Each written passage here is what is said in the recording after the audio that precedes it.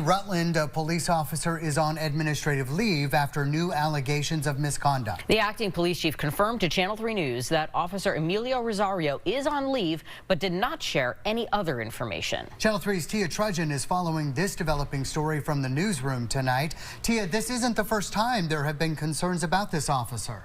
Darren and Kat, this is the second Brady letter filed regarding Officer Rosario. Brady letters are notices sent to defense attorneys flagging credibility issues, meaning there could be potential problems with cases they bring to court. This fall, Rutland County State's Attorney Ian Sullivan filed a Brady letter regarding an internal investigation. That investigation found that Officer Rosario violated department rules when he misrepresented the amount of drugs seized during a series of incidents in 2023.